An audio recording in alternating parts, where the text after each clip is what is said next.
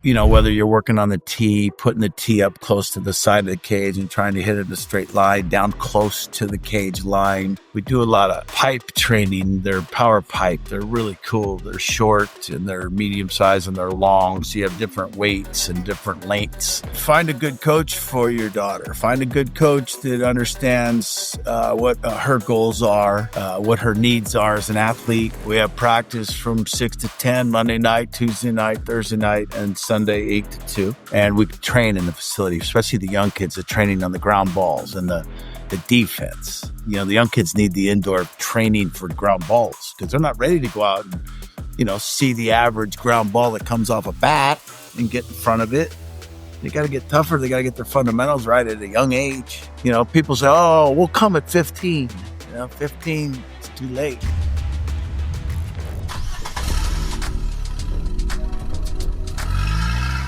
Welcome to the Car Ride Home podcast. We've been away for a while, and I'm pumped to come back and welcome Ray McDonald. Ray is the president and head coach of the Warrior Academy, 30 plus years of coaching between baseball and softball. We'll talk a little bit about that. Former baseball player himself, both in college and professional baseball, and very important for this podcast, the 2021 and 2025 national champion in our 16 under AFCS. Welcome to the Car Ride Home. Thank you, Jami. Thank you for having me. I'm excited to learn a little bit more and talk player development as we've chatted a little bit before. Very first, right? We always set the scene in the Car Ride Home. So you're in charge. What kind of music are we listening to in the car ride? Gotta go with some classic rock, I believe. Yes, who's your favorite? Petty, I like that. Mellencamp, we used to listen to that, Yeah. Do you still listen to that? Sure. Yes. Now I have to listen to rap music a lot in the batting, if the kids are into that or whatever. All different genres, I guess. Next, most important, where are we eating on the car ride home? Oh, In-N-Out. Can't go wrong there. Quick fix, fills the belly, good food. Yeah. Very, very California. Unless someone's hairy, then we got to get a steak. That's why I like Harry. What about, I love the car ride home. We all spend a lot of times, whether it's an athlete, a coach, a parent. So when I ask you, what's your most memorable car ride? Can you answer that? If you, maybe multiple, do you have a memorable car ride as an athlete yourself? And do you have a memorable car ride as a parent? Well, I can start as a parent because that's probably fresher.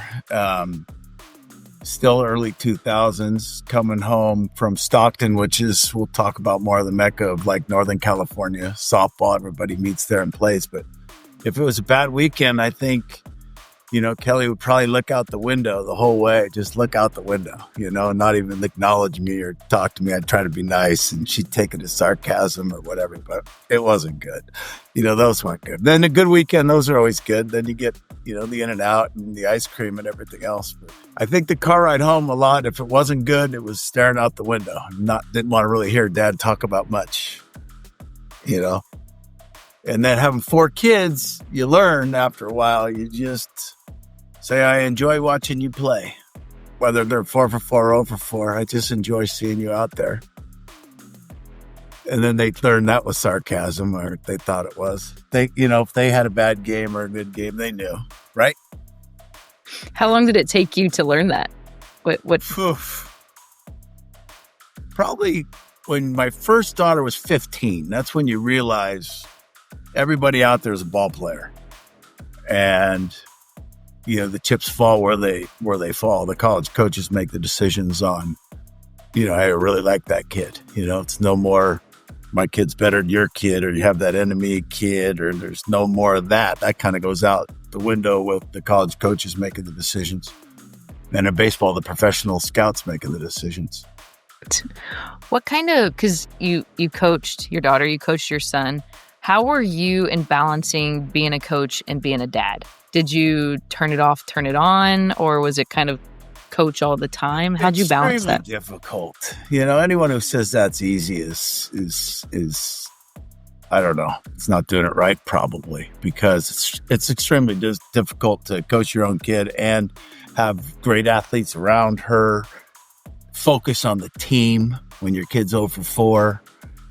It's hard. There's a lot of things that draw you away from the team when you're a dad coach. But that's how we all start. And it's hard to learn the process after 14 and under to get into the good, to be in the games where the coaches are coming. They go to the network of teams that they like and where they've got recruited earlier, and to break in is tough. Do you have advice? Because you had 4 kids, so you've been through it. Now you coach, and I'm sure you talk to parents. What's your advice to, especially dads out there who are coaching their daughters? What's your advice to them in balancing dad and coach role? Find a good coach for your daughter. Find a good coach that understands what her goals are, what her needs are as an athlete, and, find other interests, take interest in her science project or her history homework. Okay. And, again, I really enjoy watching you play because they don't want to hear advice after the fact. Find a good coach you can trust, someone who's played and done the mental cycle of hitting, which is tough. A lot of people can learn the mechanics and talk mechanics and the mental side of hitting when the kid's 0 for 15. What are we doing now? Because it's no longer the mechanics. I can't hit. I can't even see the ball. I can't do this. But they can. They're just in a mental slump, right? For sure. Well, I'm excited to talk, Ray. I got to know you well at the 2021 AFCS, our first one. And I've been a fan of what you and Harry and Kelly and Mikey are doing there with the Warriors and developing players. But before we go there, I want to go back and just learn a little bit more about you. Can you take us back of your own journey of getting into baseball, where you grew up, what that looked like, and how it eventually led to coaching?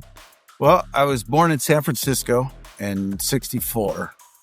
My dad was also born in San Francisco in 1939, and he grew up, Douglas Park in San Francisco playing baseball. My dad was a complete baseball fanatic, junkie, loved it. He signed with the Milwaukee Braves before they were the Atlanta Braves. Things didn't work out. Joined the Army, was in the Army for 3 years, played ball in the Army. Got out of the Army, met my mom, married my mom. I was the second child. My older sister was born, I think, 14 months ahead of me. But after I was born, my dad, it was all about baseball. And he was old school because, he taught me the ingredients to hitting, which is every day you swing the bat, 200 times a day. And that's what I've carried on to all the young athletes. Doesn't take that long, 20 minutes or so. But my dad had that, and he had me in the garage working drills that I still teach kids today. They're so old school, but there was no batting cages when I was a kid, that wasn't it. So we did different drills in the garage, and every night I had to do those drills because he was a good, what are they, crazy dads or whatever? We had a lot of car ride homes. Yeah. Give an example. What's one of the drills in the garage you did? Well, he would draw on the wall a batter's box, and he would put pieces of tape like up in the upper right-hand corner, upper end corner, down and in, low and away, and then probably 5 in between there. And I'd have to stare at that piece of tape and swing at that pitch 10 times, up and away pitch, and then the up and in pitch, then the down and in pitch. Each one 10 times, that's a lot. And then you put a donut on your bat and, swing a heavier bat. That was your weightlifting, And then this is the great one, the kite string. You just hang a kite string. You just tie one knot. Pretty simple. Hang it about your hip, and you hit that to right field 75 times, center field 75 times, pull side I was a right-handed hitter 75 times. This string's magic. It just goes up and it comes back and it stops and you swing again. There's no ball picking up. There's no nothing. Those are my drills when I was a little kid. How old do you think? Like, how old were you when you started those? 4, 3. Yeah, young. So did it pay off? Could you hit? So,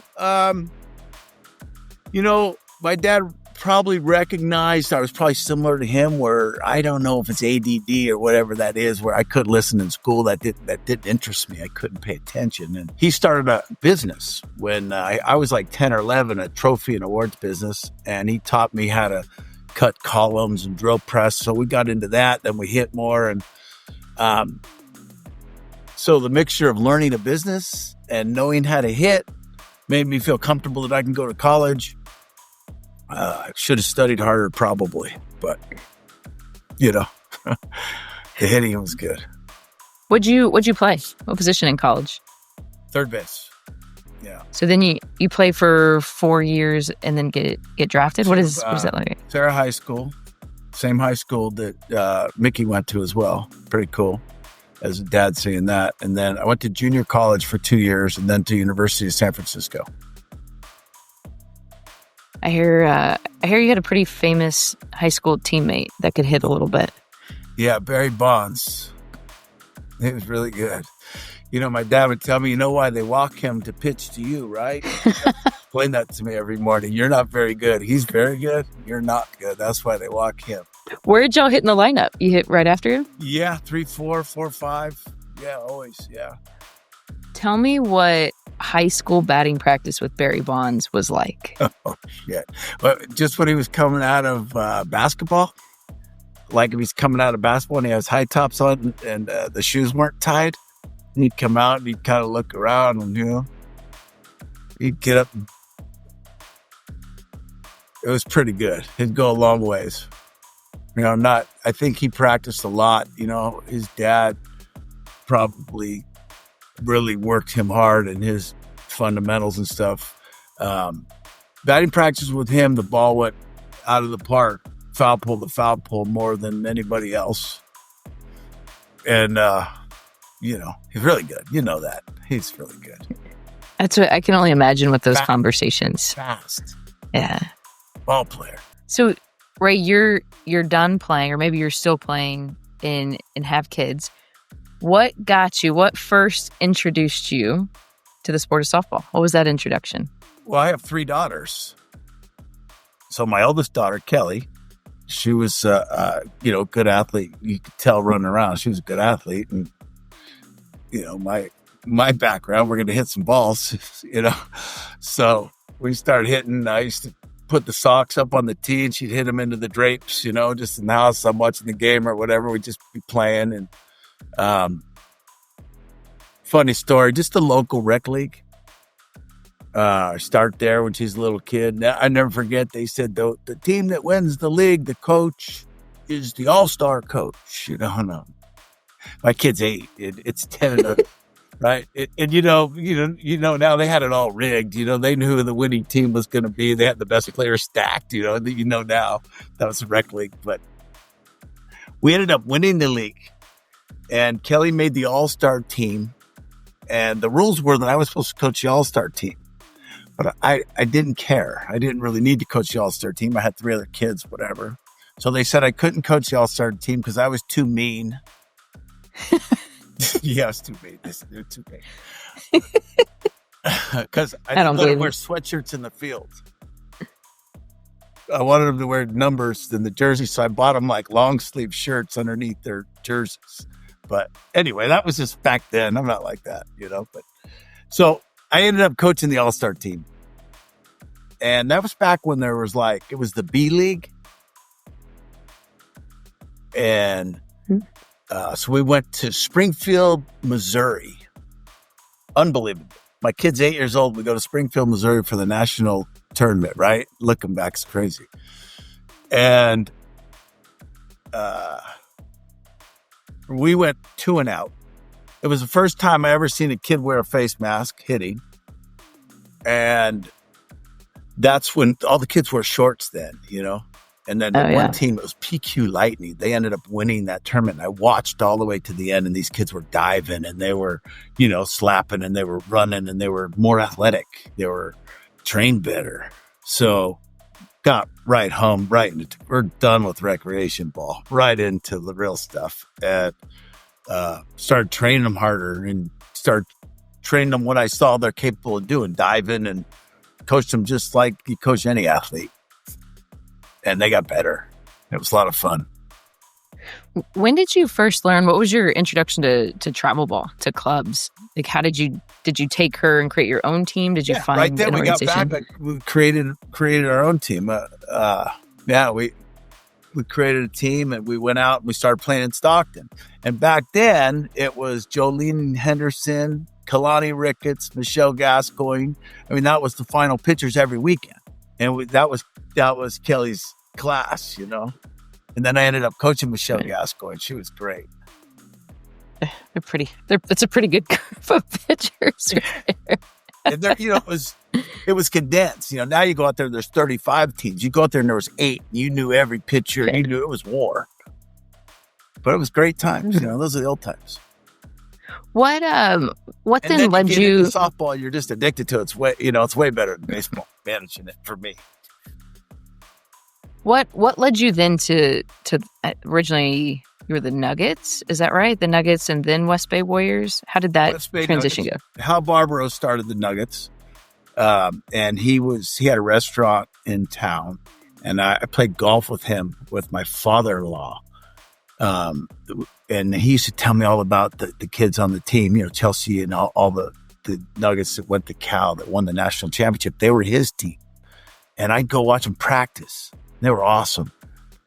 And so I just asked him to use his name because he already had a little reputation. He was fine with that. This is old school, right? So use his name. Did he have multiple teams? Was it just an 18-under team, Nuggets? No, he had one team. He had his daughter's team, Cassie, and in that group. And it's funny. It changed pretty quick there. So now you're in it, and you're the Nuggets first. What then led to the West Bay Warriors doing your own thing? Because Mickey was ready to start playing. Kelly was done going to college, and Mickey was like just turning 12 or 13. And those are primitive years for learning baseball, 12, 13, 14, because those years the field gets bigger. A lot of people quit because it gets really hard. And, I knew that he wasn't grown yet. He wasn't matured yet to handle all that. So he needed, we had to work. And so we did that. We got a team. Same thing. Went to the park, started hitting ground balls. Next thing you know, I got 9 kids on the baseball team. I think they all got drafted in the Major League draft. They were really good. Really good. So we did that. And then when he was ready, he was like 15, 16 to go play for another travel team. And, he was fine. He was ready to go. Then I became just a dad trying to watch. And then somebody asked me, hey, can you help these 6 kids? They don't have a place to play. So then I go out to the park, and there's these 6 kids out there. They got the different color socks on. Then they got the face mask playing the infield. That was the first I saw that one. And I was like, oh boy. And we, I said, we at least have to dress the same, So the Warriors were hot, the basketball team. So we'll be the Warriors, and we'll start practice. I think we practiced for like 3 months before we got 9 players. And we started playing in the summer, and then we got 2 teams. That's when DiNardo and Grant came along. And then all of a sudden, started working. So give me that.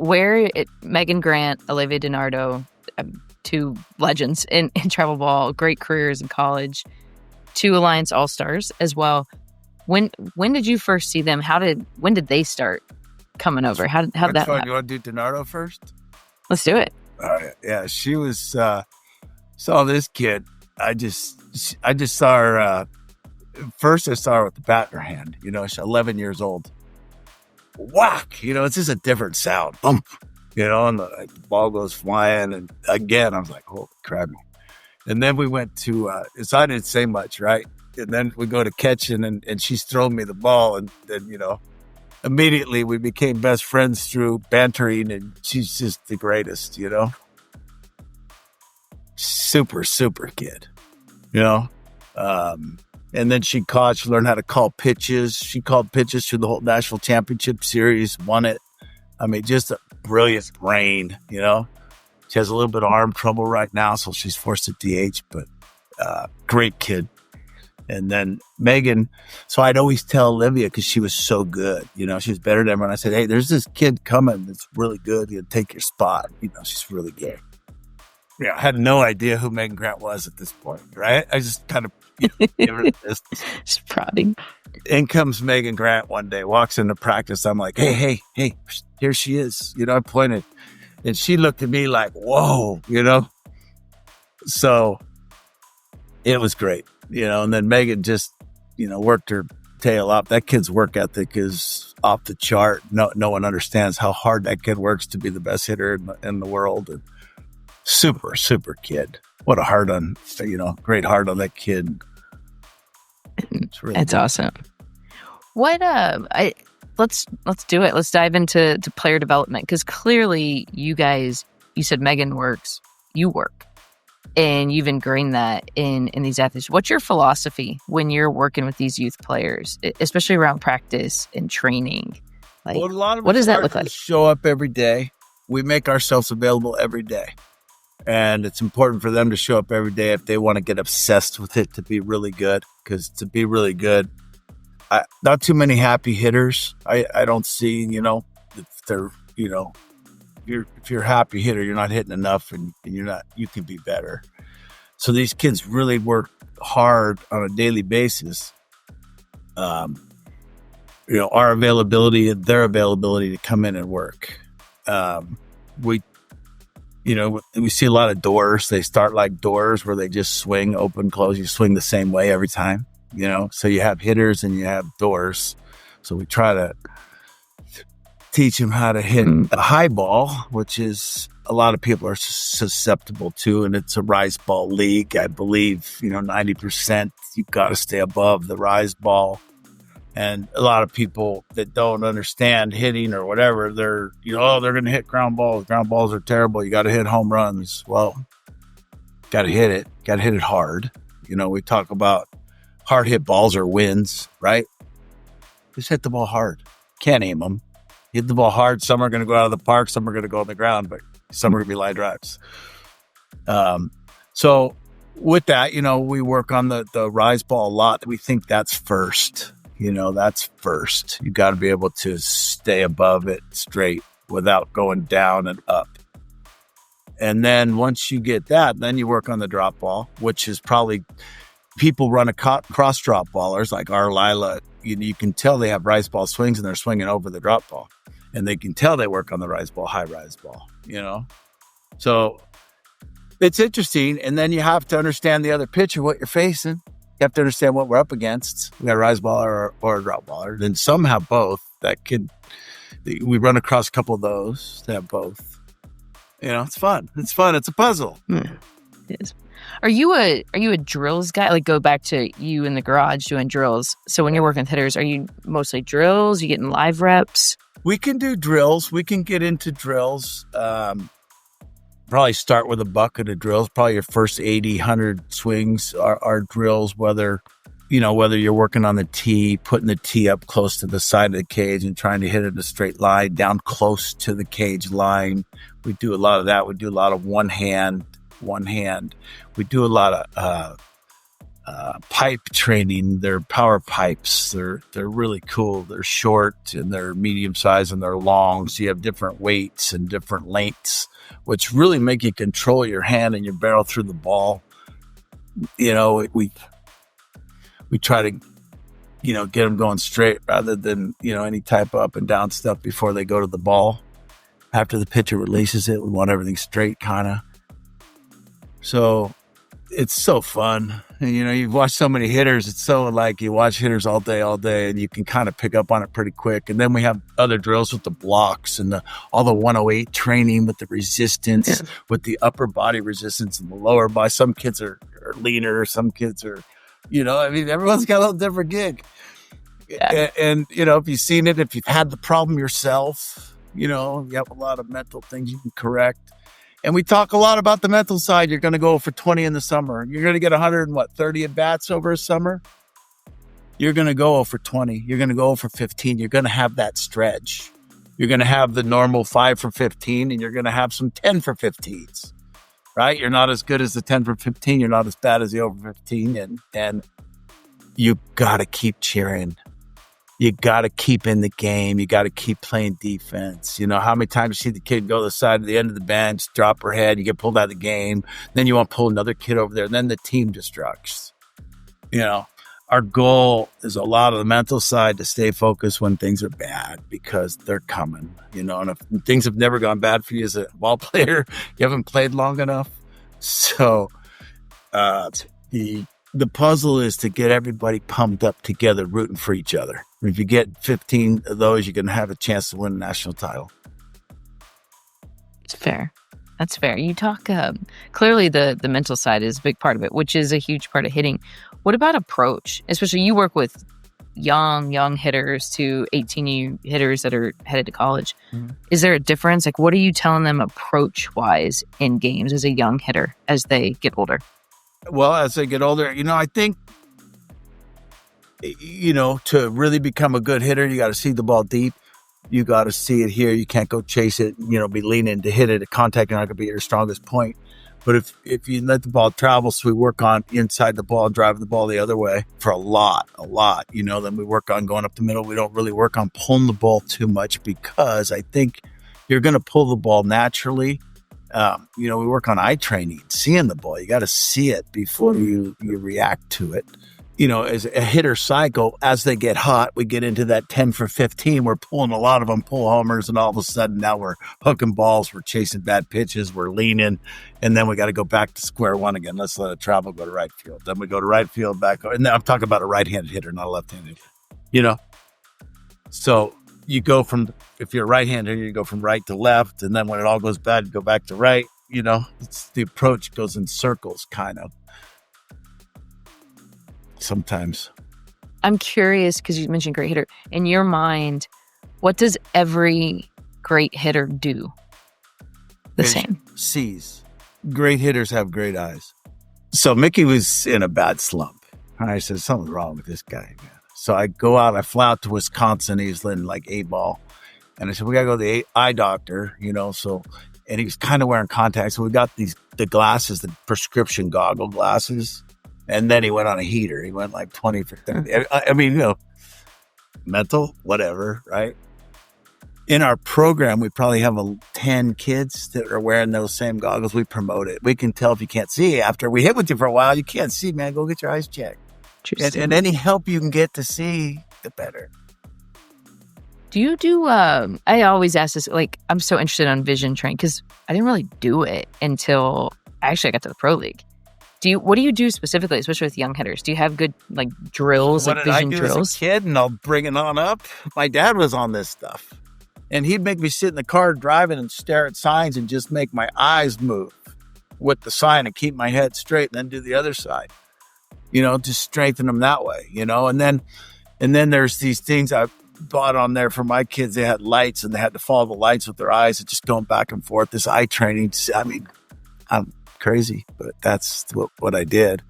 And for these kids, you know, we slow the machine down to 45 to make them slow it. You know, we have 4 lanes in our facility, and we'll work on different speeds and teaching them you got to see it. You know, so that's that. That makes sense. I like that, Joe. I'm like going to practice now. All right. I always, because I know you're from Northern California, born, raised, you're there now, your kids grew up there, but you're very familiar with the national softball scene. So give me a little history for those that don't know really the history of youth players and youth organization in Northern California. Mm-hmm. Like what comes to mind when I say that? Are just some of the top players, the top brands, organizations. Like, who is NorCal softball? Phil Mumu, you remember him with the Sorcerers? Mm-hmm. He was a legend, you know, and the old timers, you know, Hal Barbaro was a legend back in the 90s, 2000. You know, all of us guys, you know, Ernie and everybody, we kind of came in kind of together in the early 2000s, with like LTG with the kids, because Jolene's, dad is got the LTG, and so we all kind of came in with kids that era, and we're kind of still around. Bob Perales with the Sting was great. Yep. He was great. It's been some good softball up north. Yeah, I think of a lot of the individual players, at least that I played against in my era. A Monica Abbott, a Kaylani Ricketts, Chelsea Spencer that we both know. It's so many came from there. When we think softball, we think California, but in most of California, there's NorCal and SoCal. Is there a difference culture-wise in the softball player, the softball team, the way they play? Is there a difference in culture of NorCal and SoCal? Wow, that's a great question. I think SoCal has many more players, many more people, right? So probably 3 or 4 to 1 for every one of our athletes, I believe. I don't know where I get that information, but I think they have a lot more players down there, a lot more people. My motto is for a team to go to LA and play, you have to win in Stockton, the Northern California Mecca place. You better be winning there consistently to go down to compete down there. Way more teams down there. And then a lot of national championships down there. The weather is great. The tournaments, they do a lot down there, and it's some really good ball players. And some great coaches, too. You got to win in Stockton to go south. I like that. Yeah, you have to. That's our motto. Hey, when are we going to LA? Hey, you got to win in Stockton before you go there. Yeah, that's what I tell them. So you've mentioned your daughter Kelly, who played softball. Your son Mikey, who played the big leagues. Mickey, who played in the big leagues. Now they're both coaching with you, helping you run the organization. What is that like, where the Warriors have now become a family business where y'all working together? It's so awesome. It's so awesome. It really is. Because they care, They care about the kids. They care about getting these kids better. They have all my knowledge from growing up. It's so cool. They're stronger than I am. They're hitting balls. They handle the fungo really good. And they take charge, and their communication, we're all on the same page. We're all the same family brain. And it's a lot of same consistency, hard work, and same training. And if you make it through Kelly, you've arrived. You can make it. You can play, So she works with the younger teams 14, strategically. She teaches the youth how to catch the damn ball. Move your feet, keep it in front of you, gets the ball.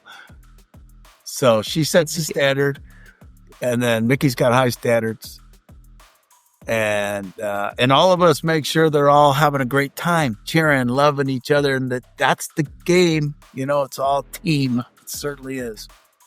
You could see that from when I've watched you guys play in our national championship. You could see, I think this year you guys had like an inflatable shark in the dugout, but you can just tell the kids love each other, love the game, that there's a good culture.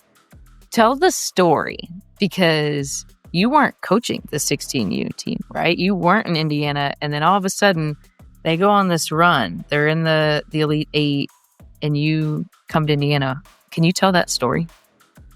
Well, I was in another tournament and we lost, so I was on the next flight out. I took the red eye out to Indiana, and the kids are just so fired up. They're happy to see me, and they're just nice, great kids. They're just pumped. I could tell they weren't losing because they just had that swag and momentum, and everybody pulling the rope the same way. Everyone was on the same page. It was really cool. And then just talking to all the coaches, there must have been, 200 coaches when I got there watching. I mean, it was unbelievable, the amount of exposure that these kids got. Have you seen, because I would imagine you had some 27s, have you seen that carry over from those college coaches that were in Indiana, watch your team win, to now we just had September 1st? Are you seeing that carry over? Oh, yeah. We've had a really good September 1st. The kids are so excited. It's great. And our 28s, 29s, they have so much to look forward to. The future's so bright. They're like, coaches are asking me, who else you got? What else, what, do you have this, Does that kid, is she near as good as that kid? Yeah, it's like pretty cool. It is cool. What's your secret? Because you do a lot of the recruiting. What's your, I don't know if it's secret sauce, your go-to, like what's your advice when it comes to recruiting from a coach and organization standpoint? Honesty. You can't sell a bill of goods. You can't say something because you like a kid and then if they do take them and they don't pan out, not that, they're not going to not like you, but you may not get another opportunity for a kid to go to that school. You might burn your bridge. And it's hard now. I mean, come on, with the portal, I mean, you think and you don't, because a kid can call you and say, I don't want to be here anymore. It's like, what do I don't know. I mean, I'm from the old school. You sign the deal, you go, I don't understand, but this is the new way to go about things, and they're entitled to do, to be happy and go where the hell they want. And I kind of have to agree with that. It's fair. It's fair. I do, I skipped over because I want to go back because when you weren't in Indiana, Mickey and Harry were coaching the team. Can you give a scouting report between you and your son from a coaching standpoint? Is it similar? Is it different? He's calmer. His nerves are more, he's been through war. He's just got a great demeanor. He's popped up. He's struck out. He's hit home runs. He's done everything. He can really assist their mental side to keep them going, keep them loose. The routine, he's a very routine guy, shows up, got to hit, got to do this, got to do that. I mean, he's got a better routine. It's I got to talk to him a little bit, and I think he's already a phenomenal coach, and I hope he stays in softball. Mm-hmm. Do you think he will? Like, what do you think coming out of pro baseball, coming back and coaching the girls? What do you like? Do you think he'll stay in softball, and why? Well, when you come out and coach and win a national championship in your first year or so doing it, I mean, you think it's that easy every time. Of course, he's going to win one every year, right? So, with that said, the experience he has 3 sisters, and he's so good. And he's talked to plenty of college coaches about joining them, and they've talked a lot, already. So I can see him getting into college softball in time. Now I'd miss him tremendously, by the way, because he's so good with our kids. He's really good because he's the new school. He's got the old school hitting and the new school stuff. That's dangerous, I think. Is it new school like data? He loves the data. He loves it. We wear that hit tracks out. We wear it out with the different things it does. And every kid's competing to be better than the next kid. Every kid's data is available to everybody. There's leaderboards. Who's in the lead? Who's going to get better? I mean, this is the leaderboard, guys. It's real. Look at you adopting the technology. Yeah, I sit back and enjoy it. It's so cool to have kids that are smart in this field, It's really cool. I feel like you could probably sit and talk hitting all day. Yeah. Is that the case? I think so. It's a fun topic. You have to know who you're talking to sometimes because everyone has an opinion. I talk about the piano teacher. You take your kid to piano lessons, right? What are the chances the piano lesson guy or lady can play the piano? Pretty good, right? How about the hitting coach? So. Can the hitting coach stay above it? And can the hitting coach hit? So that's what the kids have to study. What am I doing? Who am I working with? It's interesting. Because you guys, speaking of old school, I feel like you practice, like you train, like most of your kids are there. We do live in an era, right, wrong, or indifferent, where a lot of teams don't practice because their kids are all over the place. What's your philosophy there, and why have you kept it to where your teams are more central and the players are working together? Again, we do not take role. We have practice from 6 to 10, Monday night, Tuesday night, Thursday night, and Sunday 8 to 2. And we hit every day in our facility. Every other time that we're not doing that, we can hit in the facility. And we train in the facility, especially the young kids are training on the ground balls and the defense. You know, the young kids need the indoor training for ground balls because they're not ready to go out and, you know, see the average ground ball that comes off a bat and get in front of it. They got to get tougher. They got to get their fundamentals right at a young age. You know, people say, oh, we'll come at 15. You know, 15 is too late. You know, you got to start doing 12, 13 proper training. Just because you're good at 12 or 13 don't mean you're going to be good at 15. You got to keep on to the right, understanding what's coming next and prepare for that. But if no one knows what's coming next and you're just hitting 47 in the local tournament, some kids could do it. I mean, there's obviously a lot of talent, but if you want to get really good, you got to prepare for the future and hit the stuff that they're throwing in college, right? That's fair. That's fair. Wow. All right, Ray. I'm gonna throw some rapid fire questions out there. When you've got I'm gonna ask this as a coach, and I'm sure it'll vary, but what's your go-to hitting drill? You're working with a kid for the first time. What's your go-to hitting drill? Probably spread the feet out wider.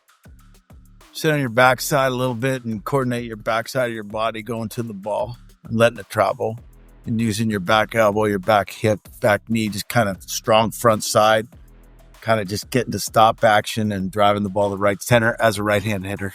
Reverse it as a left-hand hitter. But, you know, taking the feet, a lot of kids, I can't hit. They got the big leg kick and they got the big stride. Their heads, you know, they forget to see, you know, what's connected to the head, your eyeballs. You might as well keep your head still so you can see better.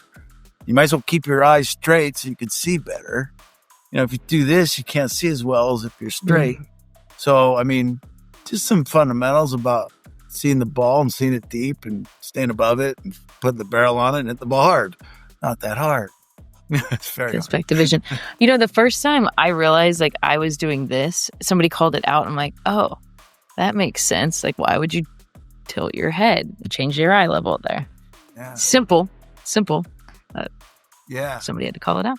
You mentioned it a little bit already, but in your mind, what made Megan Grant different as a youth player? Megan, the intensity, the work ethic. You know, gonna practice like I'm number 2, but I'm number 1. I got a lot of her quotes. Every week she put a quote on the board. And it's her quotes. They weren't coming out of the newspaper, you know. She thought of these things, you know, and she meant them. She was all about it. It's funny, I brought this kid in, Taylor Workman, you know, who's really good, high recruit for us right now. And I brought her in and, you know, because I knew she was going to be good. She was only 11. I said, you're going to watch Megan hit, you know, and Megan would give me the look like, get this kid out of here. We're busy in here, you know. So now this kid this kid now takes over, like, does like Megan's whole drill plus some, you know, and just, you know, Megan set the standard, and her standard's still going in our organization for that hard work. And a loving kid. Megan's so loving, such a kind, loving kid, you know. She's incredible. I mean, she looks sometimes like when she's working, she's serious business. Yeah. Yeah, great heart on that kid.